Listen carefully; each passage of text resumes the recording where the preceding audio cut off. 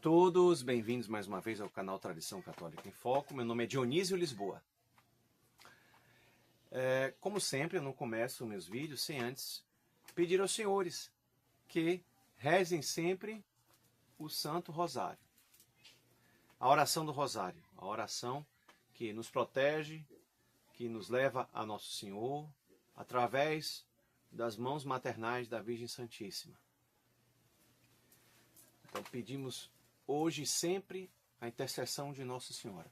Hoje eu estou gravando isso aqui no dia de finados, tá bom? A celebração dos nossos fiéis defuntos.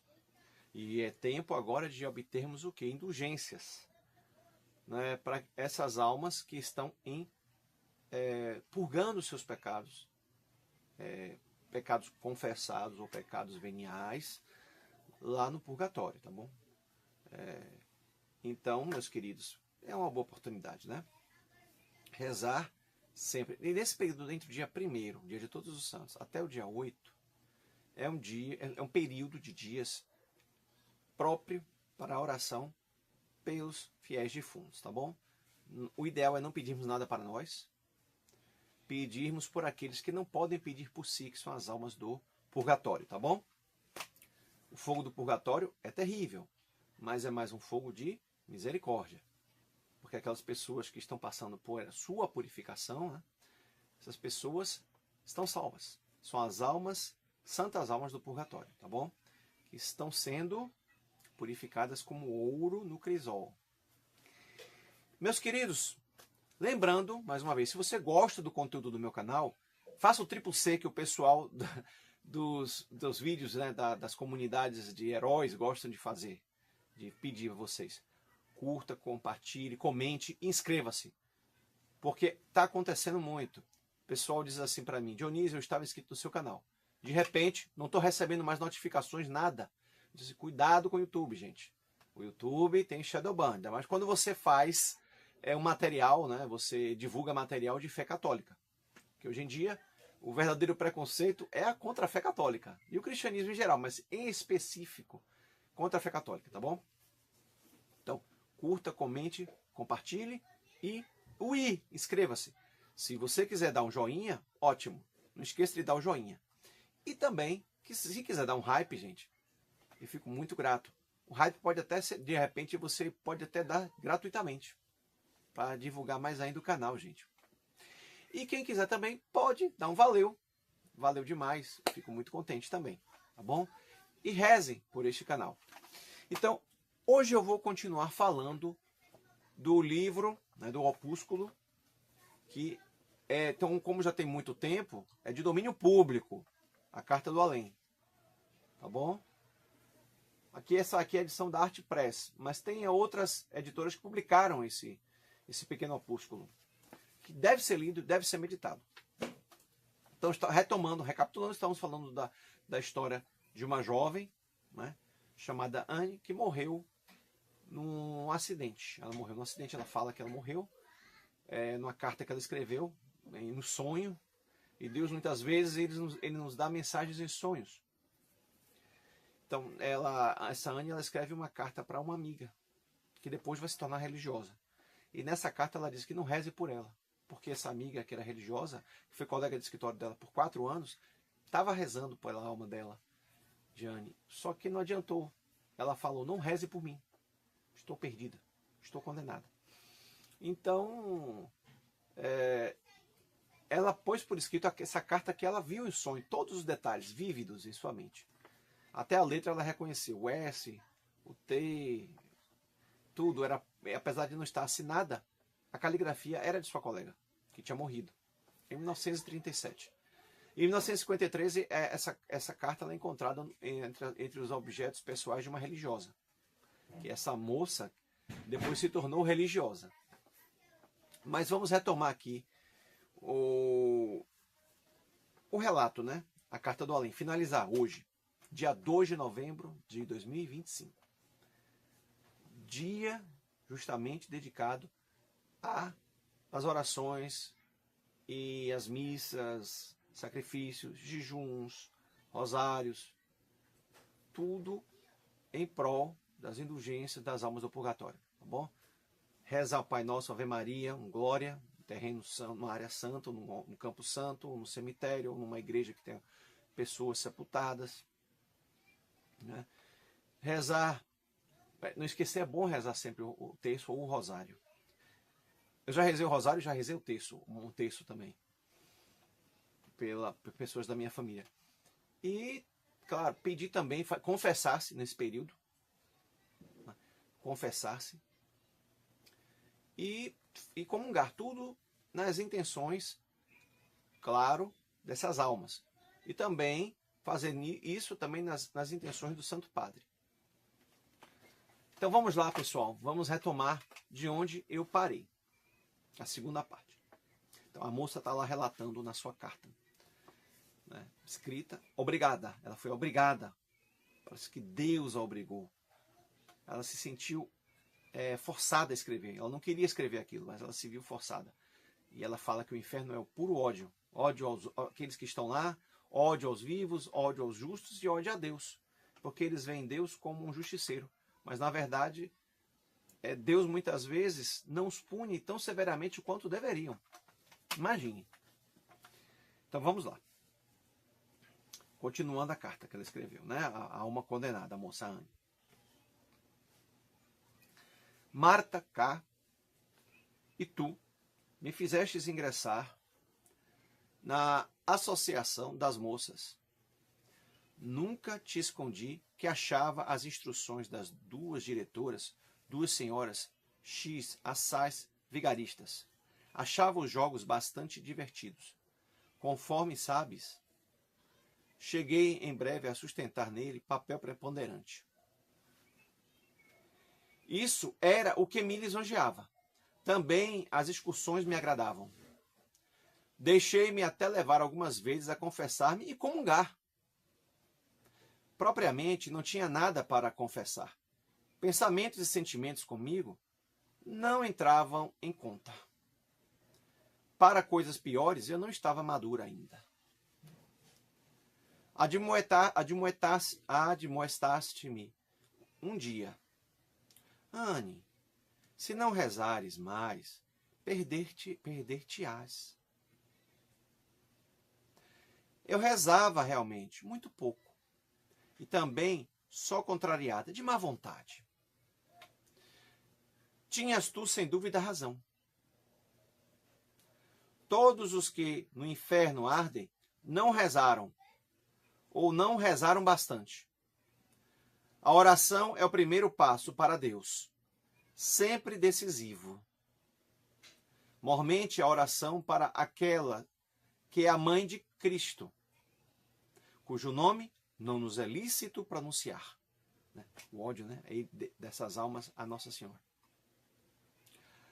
A devoção a ela arranca ao demônio inúmeras almas que os pecados lhe teriam infalivelmente atirado às mãos.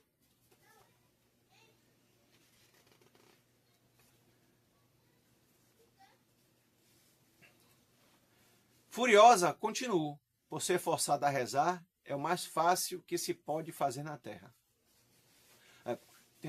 Consertando aqui. Furiosa, continuo, por ser forçada. Rezar é o mais fácil que se pode fazer na terra. Justamente a essa facilidade, Deus ligou a salvação. Nossa.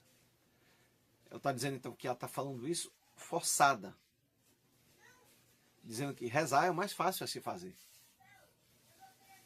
E o que Deus ligou à salvação. A quem reza com assiduidade, Deus dá paulatinamente tanta luz e fortalece-o tanto que o mais afogado bode de pecador se pode definitivamente levantar pela oração, ainda que esteja submerso de lama até o pescoço. Nos últimos anos da vida, eu deveras não rezava mais. E assim me privava das graças, sem as quais ninguém se pode salvar. Aqui não recebemos mais graça alguma. Mesmo que a recebêssemos, com escárnio a rejeitaríamos. Todas as vacilações da existência terrestre acabaram no além. Continuando. Na vida terrena, pode o homem passar do estado de pecado para o estado de graça. Da graça pode cair no pecado. Frequentes vezes cair por fraqueza, raramente por maldade. Com a morte, terminou esta inconstância do sim e do não. Caindo e levantando-se. Pela morte, cada um entra no estado final, fixo e inalterável. Tudo isso é doutrina católica, gente. Bate direitinho. É muita coincidência. À medida que avança a idade, tornam-se menores os saltos. É verdade que até a morte a gente se pode converter a Deus ou virar-lhe as costas. No morrer se decide o homem. Entretanto, com as últimas tremuras da vontade, maquinalmente, tal como te acostumara na vida.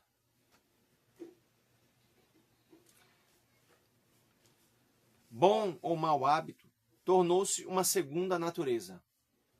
Esta o arrasta no derradeiro momento. Assim também arrastou a mim.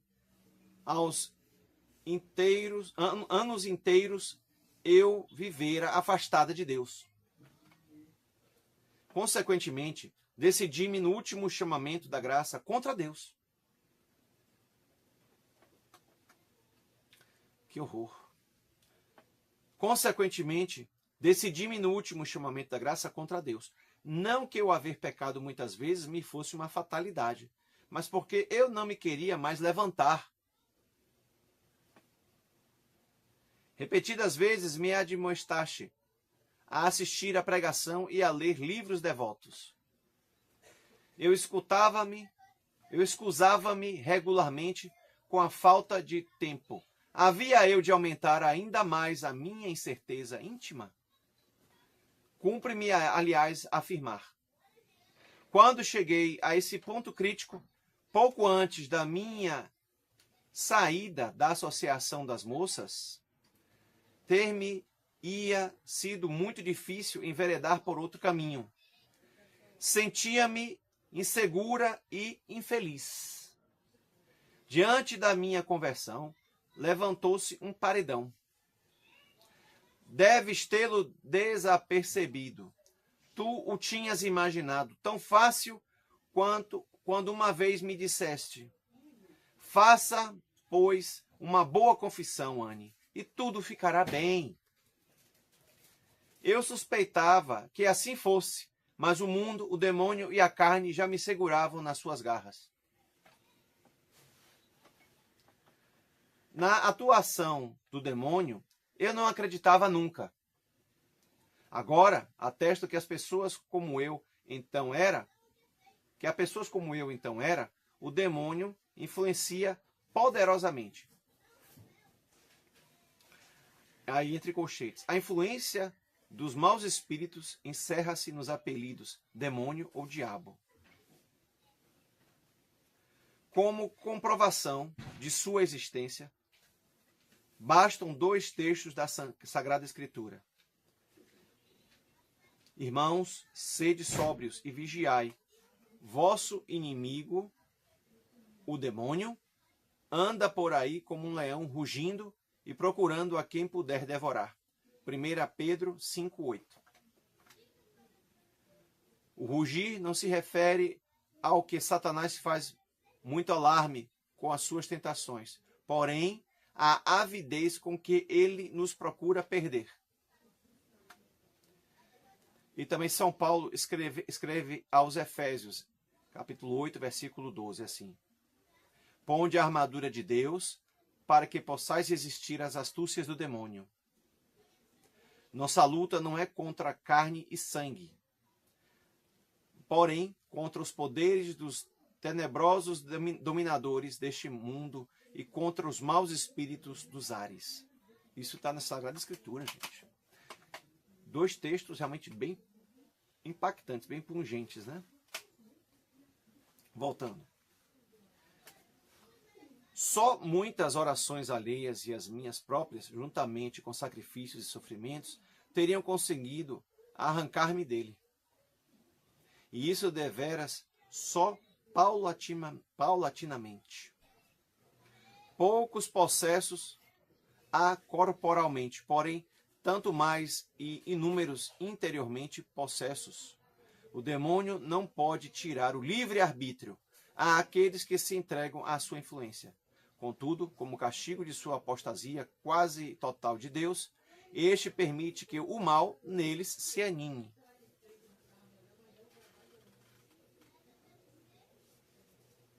Continuando. Odeio também o demônio. Todavia gosto dele. Nossa. Porque ele procura perder-vos. Ele e seus auxiliares, os anjos caídos com ele, desde o princípio dos tempos. Há miríades vagueiam pela terra, inúmeros como enxames de moscas, sem que sejam suspeitados. A nós, homens réprobos, não nos incumbe de vos tentar. Isso cabe aos espíritos caídos. Conforme São Tomás, né? A doutrina de São Tomás, que é a doutrina católica perfeita, ele diz assim: não é tarefa dos homens condenados perderem e tentarem outros, porém dos demônios. Aumentam, sim, ainda mais os seus tormentos toda vez que arrastam uma alma humana ao inferno. Mas de que não é capaz o ódio?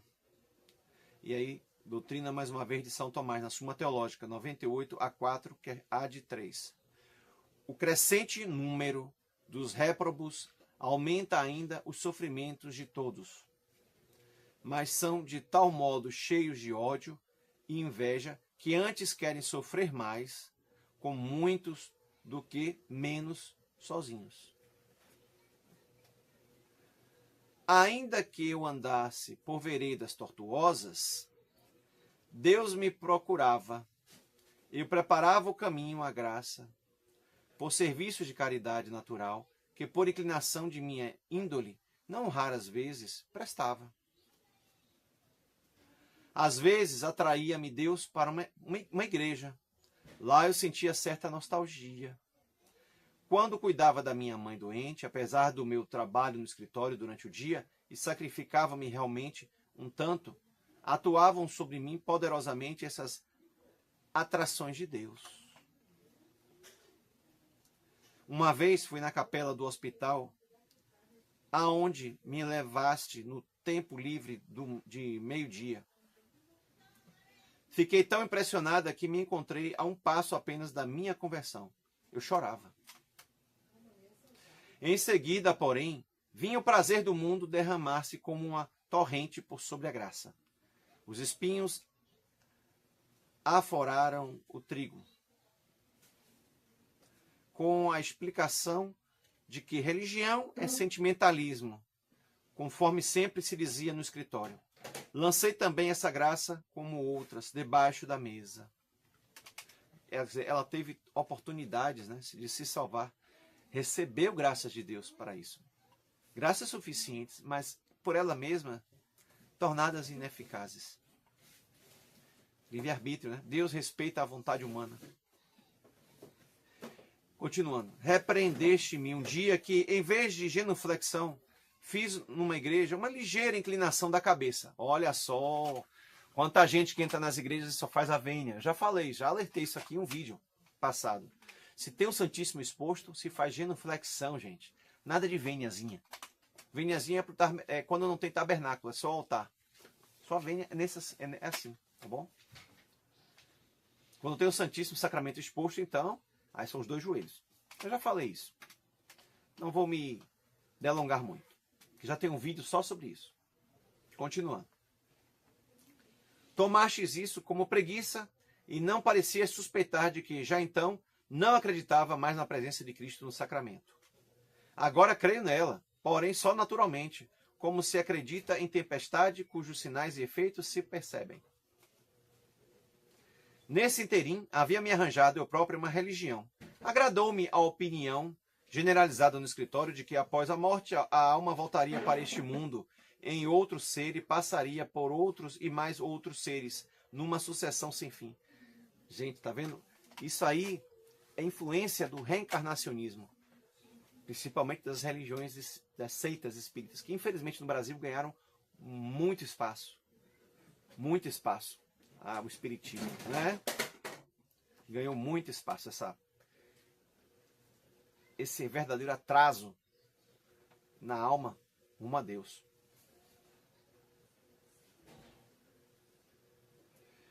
Com isso, liquidei o angustiante problema do além e imaginava tê-lo tornado inofensivo. Oh, meu Deus! Por que não me lembrastes a parábola do gozador rico e do pobre Lázaro, em que o narrador, Cristo, imediatamente após a morte, mandou um para o inferno e outro para o paraíso? Mas o que terias conseguido? Nada mais do que com as tuas demais palavras beatas. Aos poucos, eu própria arranjei um Deus, bem privilegiado para se chamar Deus, de mim bastante longe para não me obrigar às relações com ele, assaz confuso, para se transformar à vontade e sem mudar de religião num Deus panteístico ou até tornar-me orgulhosa deísta. Esse Deus não tinha um céu para me galhardear, nem inferno para me amedrontar-me. Deixei-o em paz. Nisso consistia a minha adoração a ele. No que se ama, acredita-se facilmente. No curso dos anos, tinha-me eu assaz procurado persuadido da minha religião, vivia-se bem com ela, sem que ela me incomodasse. Só uma coisa lhe teria quebrado a nuca, uma dor profunda, prolongada, mas este sofrimento não veio. Compreende agora? A quem Deus ama, ele castiga. Era um dia de verão, em julho, quando a Associação das Moças organizava uma excursão para A. Deve ser alguma cidade, algum local lá da Alemanha. Continuando. Gostava eu sim das excursões, mas não das beatarias anexas. Outra imagem diferente de Nossa Senhora das Graças, de A. estava desde pouco no altar do meu coração. O granfino, mas N. do armazém ao lado. Pouco antes, conversáramos divertidamente algumas vezes. Convidara-me nessa ocasião para fazermos uma excursão. Naquele mesmo domingo, a outra com que costumava andar estava no hospital. Reparara assim que eu tinha deitado um olhar sobre ele, mas eu não pensava ainda em casar-me com ele. Era afortunado, porém amável demais para com muitas e quaisquer mocinhas. Até então eu queria um homem que me pertencesse exclusivamente, como única mulher. Certa distância sempre era própria. Aí entre colchetes ela coloca. Isso era verdade. Com toda a sua indiferença religiosa, Anne tinha digno de nobre em seu ser. Espantou-me de que também pessoas, entre aspas, honestas, possam cair no inferno, se são assaz desonestas para fugirem do encontro com Deus. Fecha colchetes. Acho que aí é a opinião da moça, né, que se tornou religiosa. Que ela concorda e ela realmente confirma tudo que ela está escrevendo, que a Anne, que é amiga dela, escreveu. Após esse primeiro passeio com Max, deu o nome dele, Max N., assisti uma só vez à vossa reunião. Na solenidade de Natal, certas coisas me atraíam, mas interiormente já estava apartada de vocês. Cinemas, bailes, excursões seguiram-se. Brigávamos às vezes, Max e eu, mas eu sabia prendê-lo sempre a mim. Muito desagradável me foi a rival que, de volta do hospital, se comportava furiosamente. Propriamente, a meu favor. Minha calma distinta causou grande impressão a Max e obrigou-lhe, afinal, à decisão de me preferir. Eu sabia denegri-la, rebaixá-la, falando com calma por fora, realidades objetivas, por dentro, atirando peçonha. Semelhantes sentimentos e insinuações conduzem rapidamente ao inferno. São diabólicas ao verdadeiro sentido da palavra. No verdadeiro sentido da palavra. Por que te conto isso? Para constar como fiquei definitivamente livre de Deus. Nossa! Para esse afastamento, não foi preciso que eu chegasse com Max, muitas vezes às últimas familiaridades. Compreendi que me rebaixaria aos seus olhos, se me deixasse esvaziar antes do tempo. Por isso, me retinha. Vedava. Realmente, estava eu sempre pronta para tudo que achava útil. Cumpria-me conquistar Max. Para isso, nada achava caro demais. Amamo-nos aos poucos, pois que ambos possuíamos valiosas qualidades que podíamos apreciar mutuamente.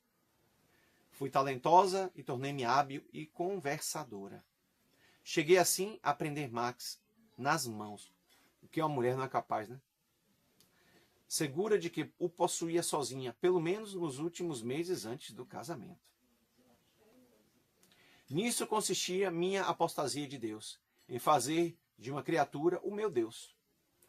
Em coisa alguma pode isso realizar-se tão plenamente como entre pessoas de diferentes sexos.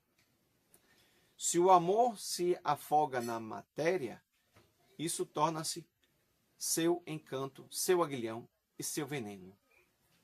A adoração, entre aspas, que eu prestava em Max tornou-se-me uma religião vívida. Quer dizer, o apego realmente a um homem, né? Em detrimento daquele que é o verdadeiro sentido de nossas existências, que é Deus. É uma história de, pelo que vejo aqui, isso é muito comum. Isso é muito comum, até hoje isso é muito comum. Continuando. Era no tempo quando no escritório, tão virulentamente, eu caía em cima das corridas à igreja, dos padrecos, do murmurejar do rosário e das demais bugigangas. Olha como ela trata o rosário e as orações, né?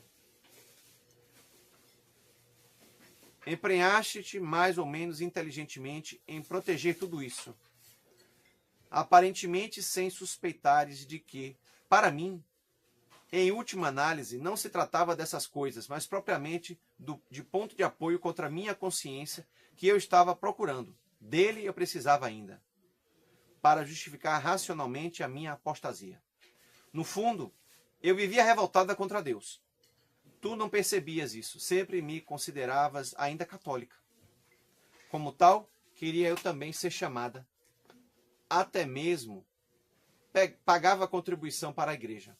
Certa ressalva, entre aspas, não me podia fazer mal, pensava eu.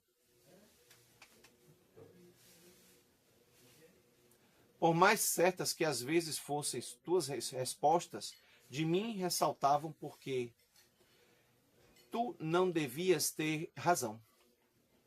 Em face dessas nossas relações entrecortadas, a dor da nossa separação era pequena, quando o meu casamento nos distanciou. Antes do meu casamento, confessei-me como um gay, mas essa vez era uma formalidade. Meu homem pensava como eu. De resto, por que não haveríamos de satisfazê-la? Cumprimos-la como qualquer outra formalidade. Quer dizer, comungando de forma sacrílega, né? Confessando de forma sacrílega. Vês o chamado indigno, vós o chamais indigno. Após aquela indigna comunhão, eu tinha mais sossego de consciência. Era essa última. Nossa vida matrimonial decorria, em geral, em boa harmonia. Em quase todos os pontos, tínhamos a mesma opinião. Também nisso, não nos queríamos impor o encargo de filhos. Casou-se para não ter filhos? É sério isso? Quer dizer, não estava aberta à vida. Outro pecado grave. No fundo, meu marido desejava ter um. Naturalmente, não mais. Eu soube arrancar-lhe finalmente essa ideia. Eu gostava mais de vestidos e mobílias finas, de tertúlias de chá, de passeios de automóvel e de semelhantes divertimentos. Era um ano de prazeres terrenos entre o casamento e minha repentina morte. Cada domingo passeávamos de automóvel ou visitávamos parentes de meu esposo. De minha mãe eu me envergonhava então. Esses nadavam bem como nós na superfície da existência. Interiormente, porém, nunca me sentia deveras feliz. Algo roía-me sempre a alma. Eu desejava que pela morte, a qual, sem dúvida, havia de demorar muito tempo ainda, tudo acabasse. Mas é como em criança eu ouvira uma vez falar em sermão, que Deus recompensa já neste mundo o bem que alguém pratica, se não pode recompensá-lo no outro mundo. Falo-a na terra. Sem eu esperar, recebi uma herança de tia Lot. Meu marido teve a sorte de ver o seu salário consideravelmente aumentado. Assim, pude instalar mimosamente a nossa casa nova. Minha religião estava às últimas, como em um vislumbre do ocaso no firmamento longínquo. Os bares e cafés da cidade e os restaurantes por onde passávamos nas viagens não nos aproximaram de Deus. Todos os que lá frequentavam viviam como nós, de fora para dentro, não de dentro para fora. Visitando uma célebre catedral nas viagens de férias, procurávamos deleitar-nos com o valor artístico das obras-primas. O sapato religioso que irradiavam, mormente, as da Idade Média.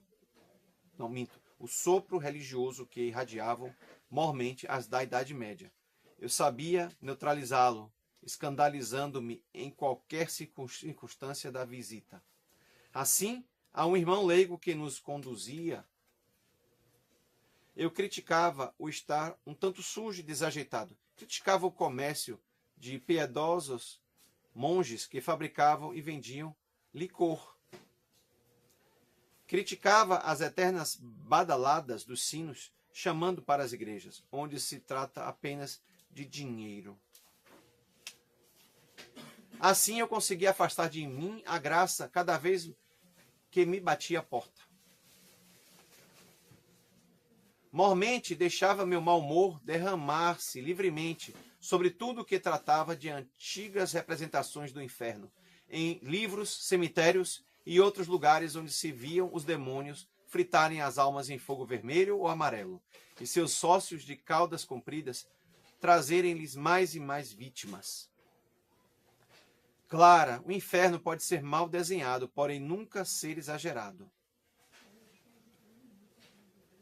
Sobretudo, escarnecia eu sempre do fogo do inferno.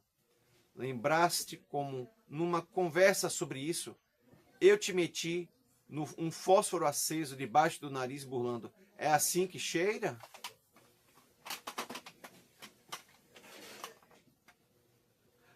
Tu apagaste tão logo a chama, aqui ninguém a extingue.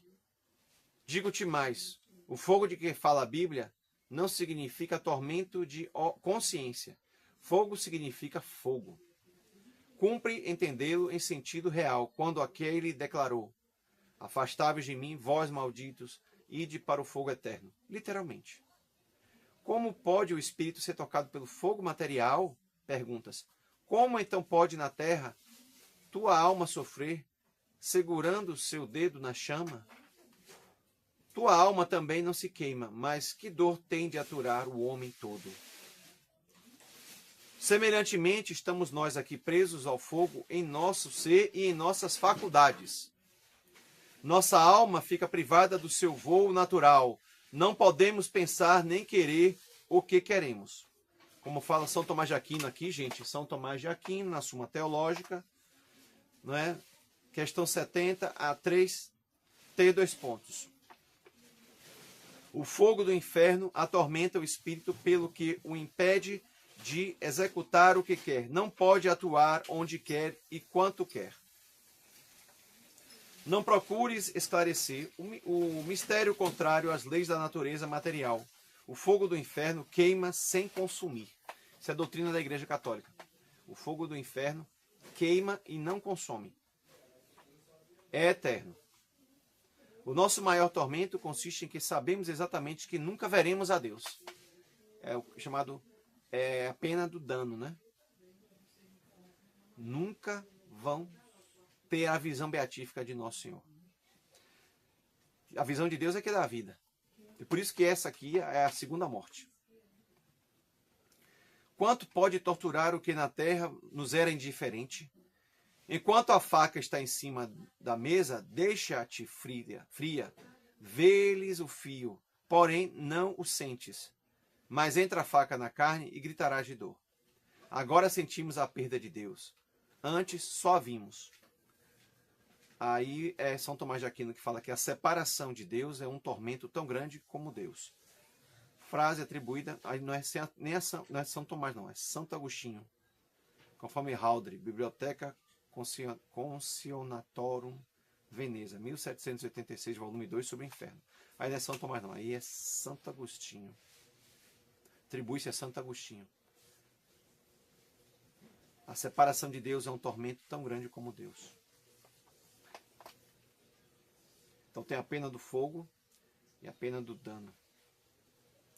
Todas as almas não sofrem igualmente. Quanto mais frívolo, maldoso e decaído alguém for no pecar, tanto mais lhe pesa a perda de Deus, e tanto mais torturado se sente pela criatura abusada. Os católicos condenados sofrem mais do que os de outra crença, porque receberam e desaproveitaram, em geral, mais luzes e mais graças. Quem sabia mais sofre mais do que aquele que menos conhecimento tinha. Quem pecou por maldade sofre mais do que aquele que caiu por fraqueza. Então, quem pecou por maldade sofre mais do que aquele que caiu por fraqueza. Mas nenhum sofre mais do que mereceu. Oxalá isso não fosse verdade, para que eu tivesse motivo para odiar.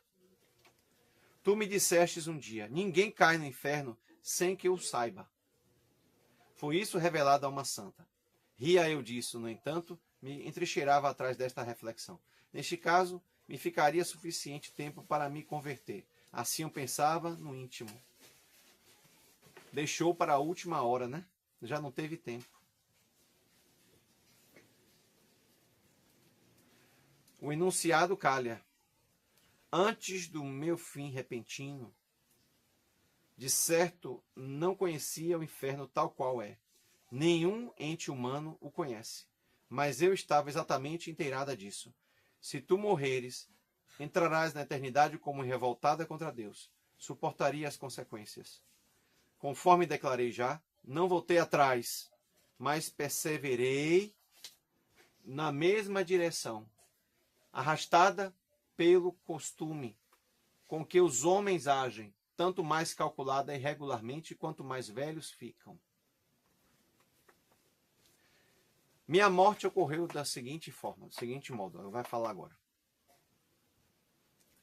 Há uma semana, falo de acordo com a vossa contagem, porque calculada pelas dores, eu poderia já estar ardendo no inferno havia 10 anos. Faz, pois, uma semana que meu marido e eu fizemos num domingo uma excursão que foi a última para mim. Radiante despontar o dia. Eu sentia-me bem, como raras vezes. Perpassou-me, porém, um sinistro pressentimento. Inesperadamente, na viagem de volta, meu marido, que vinha guiando o carro, e eu ficamos ofuscados pela luz de um automóvel que vinha em sentido contrário e com grande velocidade. Meu marido perdeu a direção. Jesus, estremeci, não como oração, mas com um grito. Sentia uma dor esmagadora por compressão, uma bagatela em compensação com o tormento atual. Perdi então os sentidos. Estranho. Naquela manhã mesma, nascera-me inexplicavelmente a ideia: poderias, enfim, mais uma vez ir à missa. Soava-me como súplica, claro e decidido, cortou meu não. O fio da ideia. Com isso, devo acabar definitivamente. Tomo sobre mim todas as consequências. Agora as suporto. O que aconteceu após a minha morte, tu conheces. A sorte do meu marido, de minha mãe, do meu cadáver e enterro. Tudo te é conhecido, até nos pormenores, como sei por uma intuição natural que todos nós temos. Do mais que acontece no mundo, só temos um conhecimento confuso. Mas o que nos tocava de perto, conhecemos. Assim conheço também teu paradeiro. Está lá em Suma Teológica, né? Questão 98a3. As almas de falecidos não têm seguro conhecimento de pormenores, porém apenas um enuviado conhecimento geral da natureza material.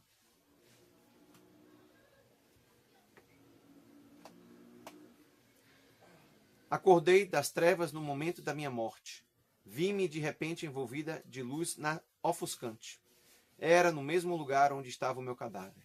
Aconteceu como em teatro, quando de repente apagam as luzes e a cortina é ruidosamente removida. Então aparece a cena tragicamente iluminada, a cena de minha vida. Como num espelho, assim, eu vi minha alma, vi as graças pisadas aos pés, desde a juventude até o último não dado a Deus. Apossou-se de mim a impressão como que de assassino levado ao tribunal, à frente da sua vítima inanimada. Arrepender-me? Nunca. São Tomás de Aquino, na Suma Teológica, diz assim, questão 98, A2R. Os maus não se arrependem propriamente dos pecados por lhes serem afeitos maliciosamente. Arrependem-se, porém, enquanto são castigados pelas penas dos pecados. Envergonhar-me? Jamais. Entretanto, nem me era possível permanecer na vista de Deus, negado e reprovado por mim. Restava-me uma só coisa, a fuga. Assim como Caim fugiu do cadáver de Abel, assim minha alma se atirou longe desse aspecto horrível. Esse era o juízo particular. Então nós temos o juízo particular, nós somos julgados na mesma hora em que ocorre a passagem da vida para a morte, nós somos julgados. Juízo particular. Vai haver um juízo universal no fim do mundo, mas um juízo particular já se faz presente em nossa existência. Esse era o juízo particular. O invisível juiz falou: afasta-te. Logo caiu minha alma como uma sombra sulfúrica no lugar do tormento eterno. É certo que o inferno é um local determinado, mas onde esse local fica situado, ninguém o sabe.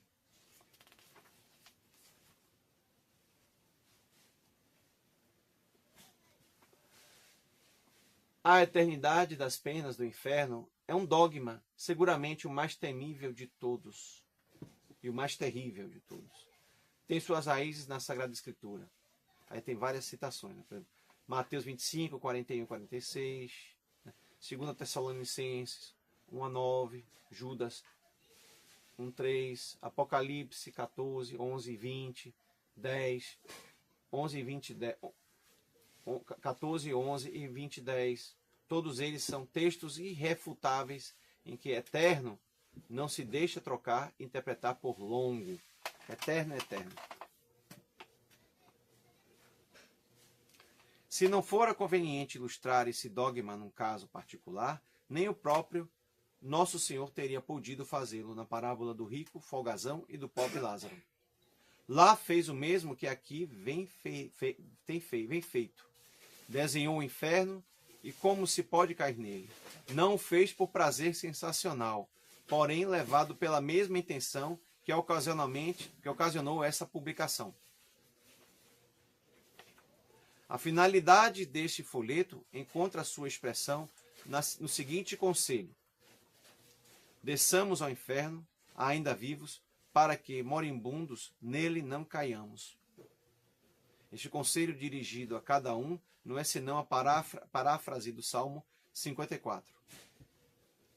Descendant in infernum viventes, videlitis ne descendant morientes, a qual se encontra numa obra erradamente atribuída a São Bernardo.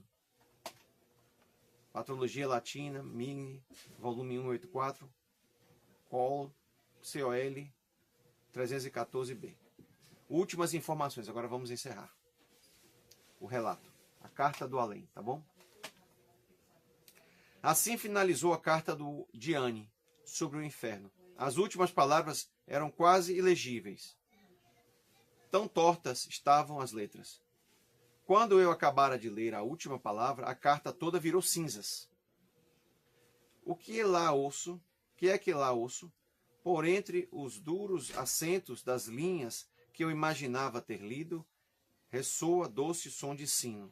Acordei de vez, achei-me ainda deitada em meu quarto. A luz matinal da aurora penetrava nele. Da igreja paroquial vinham as badaladas das Ave-Marias, pois tudo era apenas um sonho.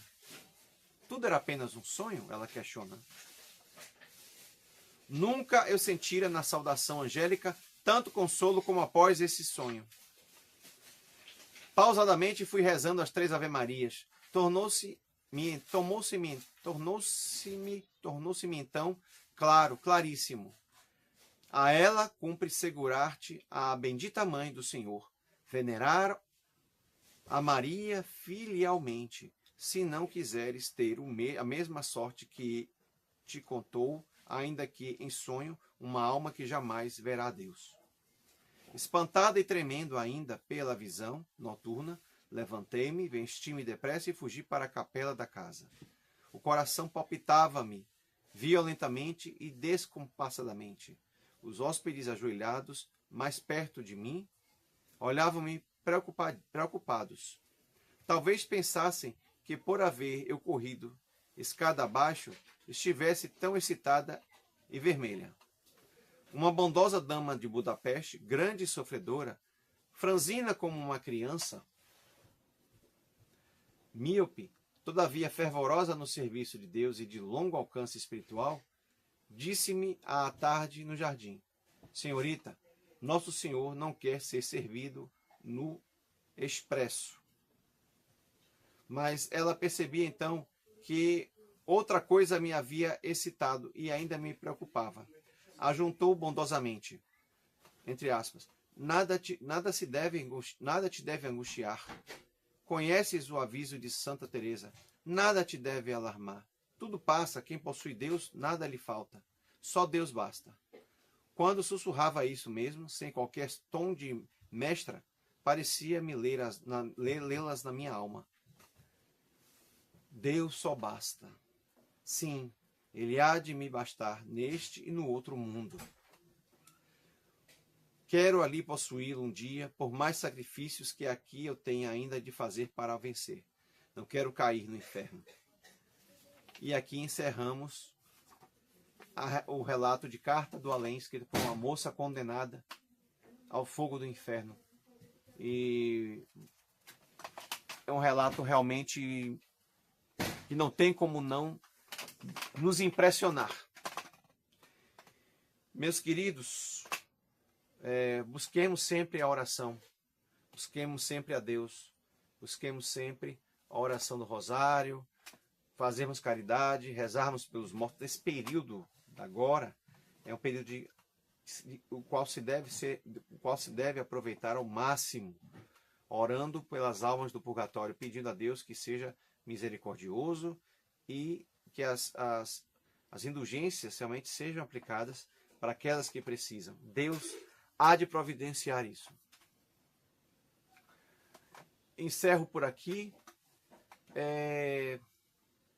pedindo a vocês, por favor, quem puder, acesse o canal do Padre Fábio Calixto, de História da Igreja e de Catequese, e também do Padre David, para que ele reine, tá bom?